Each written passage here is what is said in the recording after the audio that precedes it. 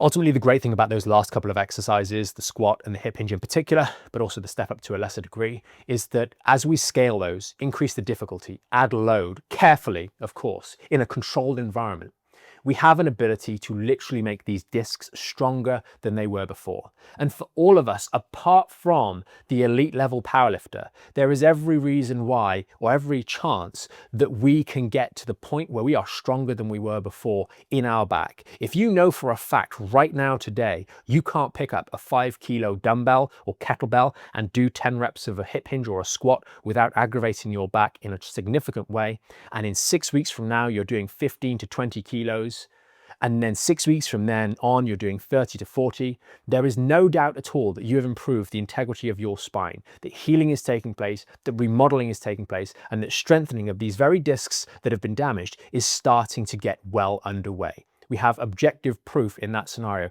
of the capacity of our spine to bear load, what it was compared to what it is. The thing is, that kind of result, although it's the result that all of you guys are looking for, is a result that takes time, effort, and energy, and it also requires a little bit of mistakes along the way.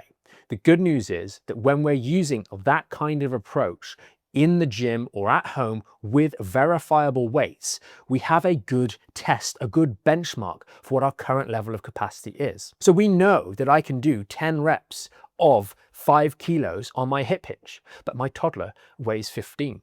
So what do I do when I have to pick them up? Well, at least I know up here that it's a bit of a roll of the dice. I'm having to bend down lower and they weigh more than I'm used to in my rehab.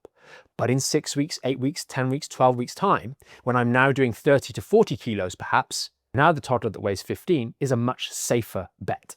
Picking them up off the floor is going to be perceivably a lower strain activity relative to what it once was. And this is the additional benefit. Understanding in the controlled environment what you do and what you have capacity for helps you better understand what stresses and strains might push you over the edge. Sometimes you're going to make the bed. You're going to do it anyway. But at least you will be able to dispense with this feeling of having no idea why it flared your back up. You will know that you made the decision in the moment to push yourself more than you should have, and you will deal with the consequences, just like any other accident or fall. But you won't be stuck in this silly cycle of not knowing why your back pain's not getting better, not knowing why you keep flaring yourself up, and getting, quite frankly, rather depressed and gloomy about the outlook for the future.